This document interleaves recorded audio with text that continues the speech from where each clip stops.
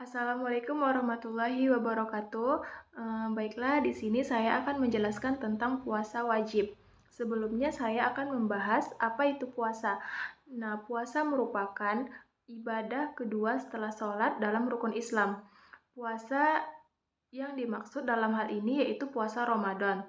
Puasa merupakan ibadah yang agung yang hanya Allah Subhanahu wa Ta'ala yang mengetahui seberapa besar pahala yang diperoleh seseorang tersebut. Eh, dan eh, Seseorang yang melaksanakan puasa ini akan mendapatkan dua kenikmatan. Yang pertama yaitu dua bagian kenikmatan. Kenikmatan yang pertama yaitu ketika sedang berbuka, dan kenikmatan yang kedua yaitu ketika seorang hamba bertemu dengan Rabb-nya. Menurut Ibnu Katsir, puasa yaitu menahan diri dari makan, minum, dan berjima yang disertai dengan niat yang ikhlas karena Allah Subhanahu wa Ta'ala yang Maha Agung dan Maha Mulia. Karena puasa di sini mengandung manfaat kesucian, kebersihan, dan kecemerlangan diri dengan menjauhkan dari hal keburukan dan akhlak yang rendah. Jadi puasa yaitu menahan diri dari hal-hal yang membatalkan puasa yang dimulai dari terbitnya fajar hingga terbenamnya matahari dengan niat puasa sebagai bentuk ibadah kepada Allah Subhanahu wa Ta'ala. Nah, selanjutnya yaitu macam-macam puasa wajib. Yang pertama ada puasa Ramadan, yang kedua ada puasa nazar, yang ketiga ada puasa kafarat. Yang pertama, puasa Ramadan. Apa itu puasa Ramadan? Puasa Ramadan adalah salah satu rukun Islam. Bulan Ramadan adalah bulan yang paling utama dan 10 malam terakhir di malam Ramadan lebih utama dari 10 malam bulan Zulhijjah karena di dalamnya terdapat Lailatul Qadar. Dan 10 hari Zulhijjah lebih utama daripada 10 hari terakhir dari bulan Ramadan. Hari Jumat adalah hari yang paling agung dalam seminggu. Dan hari berkurban 10 Zulhijjah adalah hari paling utama dalam setahun. Dan Lailatul Qadar adalah malam paling utama dalam setahun. Nah, kewajiban puasa Ramadan ini didasari oleh Al-Quran, As-Sunnah, dan Ijma. Allah Subhanahu wa Ta'ala telah mewajibkan kepada hamba-hambanya untuk melaksanakan puasa pada bulan Ramadan. Yang di dalam Al-Quran Allah Subhanahu wa Ta'ala berfirman yang berbunyi, Ya ayyuhallazina amanu kutiba alaikumusiyam kama kutiba alal ladzina min qablikum la'allakum tattaqun. Yang artinya, wahai orang-orang yang beriman, diwajibkan atas kamu berpuasa sebagaimana telah diwajibkan kepada umat sebelummu agar kamu bertakwa. Surah Al-Baqarah ayat 183. Yang kedua yaitu puasa nazar. Puasa nazar ini wajib dikerjakan karena pada hakikatnya nazar adalah mengubah ibadah yang hukumnya sunnah menjadi wajib apabila sesuatu yang kita harapkan atau kita inginkan itu terkabul atau terwujud.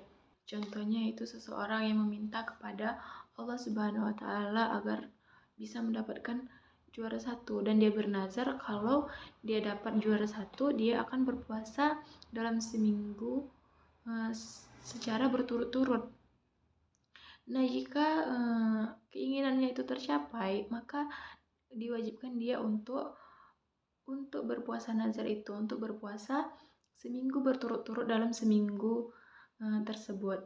Selanjutnya yaitu yang ketiga yaitu puasa kafarat. Nah, apa itu puasa kafarat?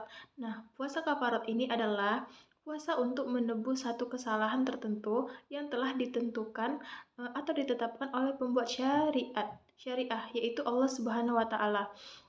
Jika bukan karena kesalahan atau pelanggaran tertentu, tentunya tidak ada kewajiban untuk membayar puasa kafarat tersebut. Puasa kafarat ini hukumnya wajib dikerjakan karena memang ada yang ditujukan untuk menebus berbagai jenis kesalahan atau pelanggaran dari suatu pekerjaan. Ada beberapa jenis Puasa kafarat yang telah ditetapkan oleh syariat. Yang pertama yaitu kafarat karena melanggar sumpah. Nah, orang yang melanggar sumpah, salah satu bentuk kafaratnya adalah berpuasa selama 3 hari. Selanjutnya yang kedua itu kafarat jima Ramadan. Nah, orang yang sengaja membatalkan puasa Ramadannya dengan berjima, maka salah satu bentuk kafaratnya adalah puasa 2 bulan secara berturut-turut. Selanjutnya itu ya puasa kafarat pelanggaran haji. Nah, orang yang mengerjakan haji dan melakukan pelanggaran tertentu, salah satu bentuk kafaratnya adalah dengan cara berpuasa. Yang terakhir yaitu puasa kafarat karena menzahir istri. Nah, di antara puasa yang hukumnya wajib adalah puasa untuk membayar kafarat atau denda ini akibat telah melakukan zihar kepada istrinya. Selanjutnya yaitu syarat puasa. Ada syarat wajib puasa, ada syarat sah puasa. Nah, syarat wajib puasa yaitu maksudnya adalah hal-hal yang mewajibkan seseorang tersebut untuk melaksanakan puasa tersebut. Bila salah satu syarat saja tidak terpenuhi pada dirinya, maka tidak diwajibkan atasnya untuk berpuasa. Dan jika sebaliknya tidak terpenuhi salah satu syarat dalam diri seseorang tersebut, maka tidak diwajibkan kepadanya melaksanakan puasa tersebut.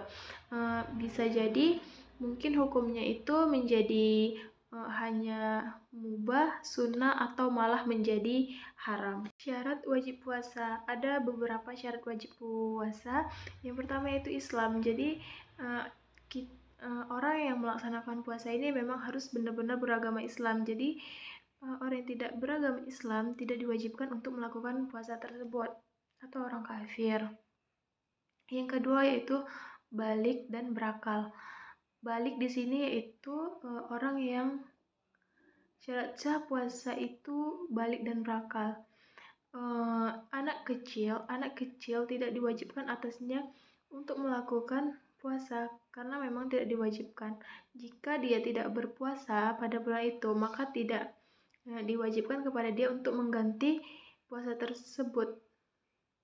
Dan selanjutnya berakal, yaitu orang yang tidak memiliki akal, tidak diwajibkan untuk puasa seperti gila, pingsan, mabuk, atau dan lain-lain, karena tidak mungkin dia bisa melakukan niat puasa tersebut.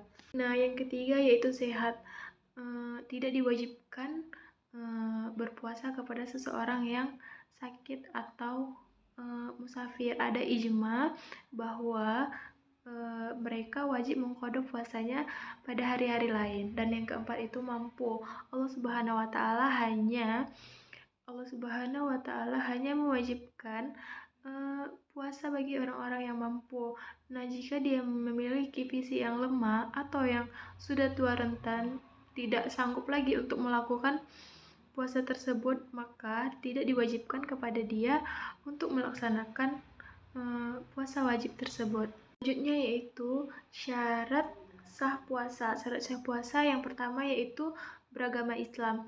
Nah, beragama Islam ini tidak hanya sebagai syarat wajib puasa tetapi juga sebagai syarat sah puasa. Yang kedua yaitu niat, dan yang ketiga yaitu bersih, suci dari hadas atau nifas. Jadi seseorang yang sedang tidak suci atau sedang haid atau nifas tidak diwajibkan berpuasa karena jika dia tetap melaksanakan puasa, maka puasanya tidak akan diterima. Dan yang terakhir yaitu puasa pada hari yang dibolehkan. Jadi puasa yang dilaksanakan pada hari-hari yang dibolehkan. Kalau melaksanakan puasa pada hari-hari yang dilarang, maka puasanya tersebut tidak akan diterima dan haram untuk dilakukan. Selanjutnya itu rukun puasa. Ada 2, yang pertama niat dan imsak. Niat ini adalah suatu ketetapan yang di dalam hati sebagai bentuk beribadah kita kepada Allah Subhanahu wa taala dan mendekatkan diri kepada Allah Subhanahu wa taala. Yang kedua yaitu imsa. Imsa artinya di sini menahan. Menahan maksudnya di sini yaitu menahan diri dari hal-hal yang membatalkan puasa seperti makan, minum, berjima atau hal-hal yang lain yang dapat membatalkan puasa kita. Selanjutnya yaitu hal-hal yang dapat membatalkan puasa dan wajib mengqadhonya. Yang pertama, makan, minum dengan sengaja. Yang kedua, haid atau nifas. Yang ketiga, sengaja niat berbuka. Yang keempat, sengaja mengeluarkan mani. Dan yang terakhir yaitu murtad atau keluar dari Islam. Selanjutnya itu hal-hal yang membatalkan puasa dan wajib mengqadha sekaligus kafarat. Yang pertama yaitu ijma. Seorang suami yang sengaja jima kepada istrinya tanpa suatu keterpaksaan tersebut, maka keduanya batal puasanya dan wajib mengqadhonya dan sekaligus membayar kafarat kepada suami dan istri, karena ini pendapat dari jumhur ulama. Selanjutnya yaitu orang yang menunda qadha puasa tanpa yang syar'i hingga datang Ramadan berikutnya. Seseorang yang menunda qadha puasa Ramadan tanpa ada alasan yang syar'i hingga datang Ramadan berikutnya, maka hendaklah ia mengqadha, bertaubat serta memberi makan seorang miskin setiap hari yang ia berbuka di dalamnya. Sekian materi tentang puasa wajib. Bila ada kesalahan saya mohon maaf. Wassalamualaikum warahmatullahi wabarakatuh.